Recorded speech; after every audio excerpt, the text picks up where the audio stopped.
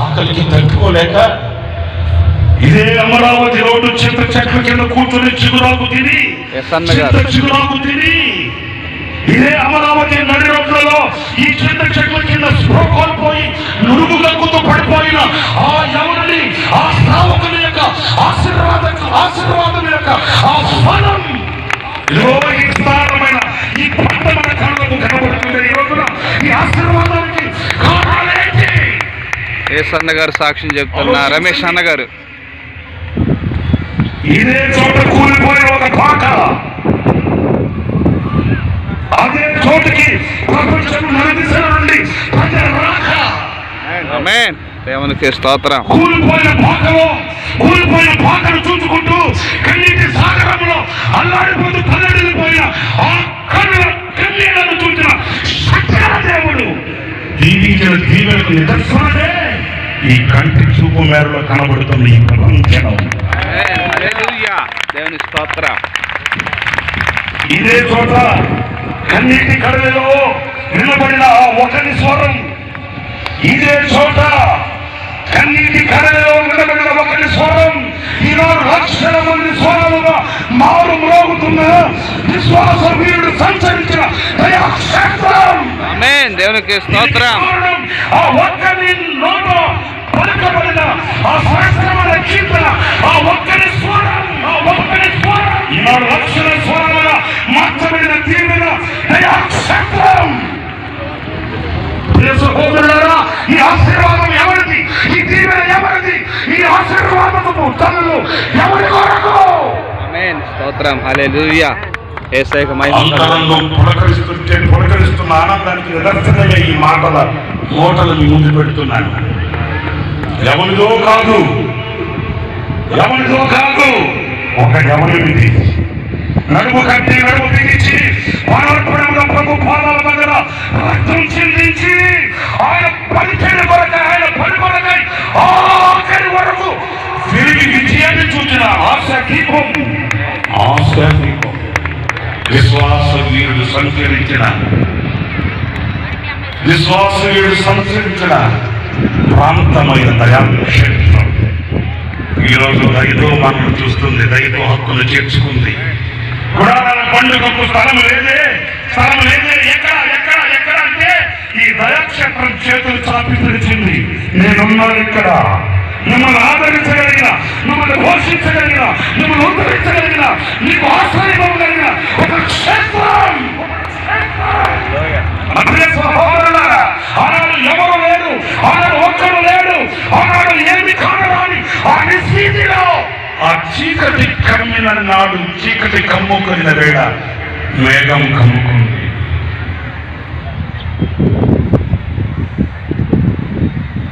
ఆ చీకటిలో ఒక స్వరమే వినబడింది. ఆ ఒక్క స్వరం ఈరోజు ప్రపంచమంతా వినబడుతుంది.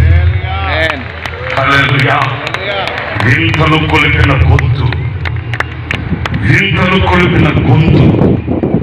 ఎవరిది ఈ గొంతు అని అడగరని నాకు తెలుసు. ఆ కృప కలిగిన గొంతు ఈనాటికి నీ ప్రపంచాన్ని తట్టి లేపుతుంది. ఇది ఒక ప్రపంచం.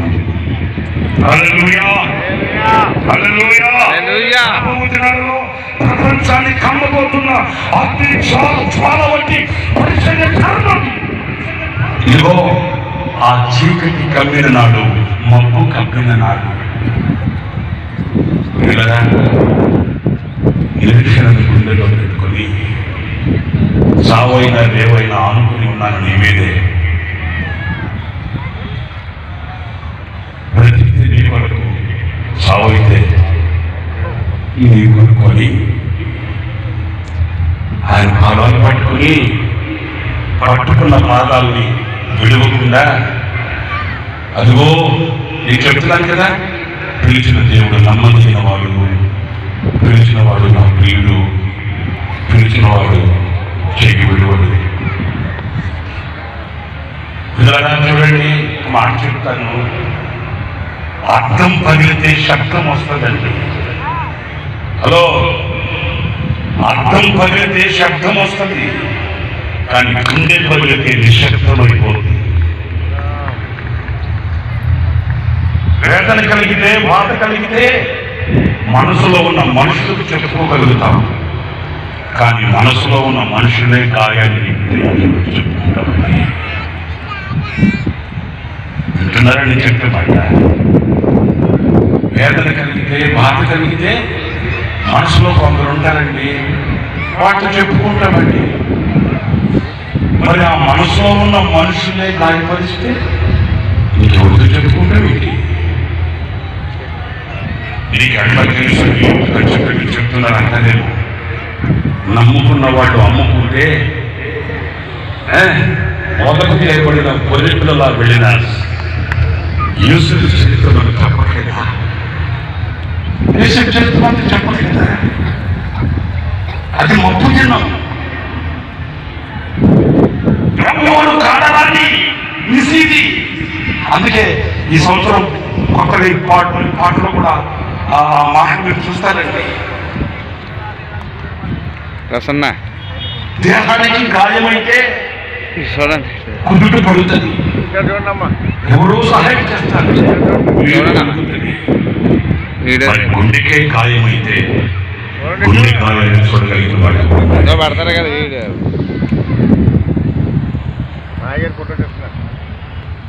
ఆ గుండెకు కలిగిన గాయమే ఒక గేయం.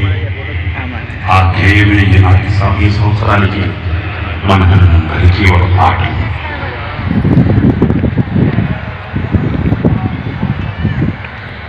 నేల కొరిగిన జీవితాన్ని, నేల కొరిగిపోయే జీవితాన్ని లేవనెత్తే శ్రద్ధ ఎవరికి ఉందండి?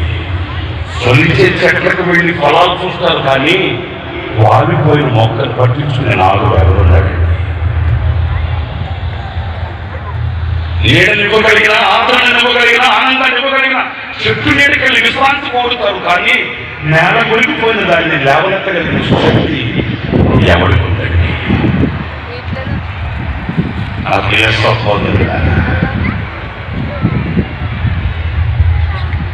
ఆ మబ్బు కలిగిన వాడట ఒక మాట చెప్పాను. మరి శ్రేష్టమైన ఒక మాట కూడా చెప్తాను. ఆ కారు మబ్బు కమ్మేసింది, ఏ దారి తెలియట్లే. ఎవరో వస్తారన్న నిరీక్షణ కూడా కలగట్లే. నాకు ఇంతమంది అంతమంది ఉన్నారన్న ఆదరణ కూడా ఉండట్లే. కమ్మిన చీకటి ఎలాంటిది? సూర్యుడు కనిపించట్లేదు, సూర్యకాంతి ప్రకాశించట్లేదు. మీకు మాట చెప్పండి సందర్భంలో, ఈ ఊరి పేరేంటి చెప్పండి.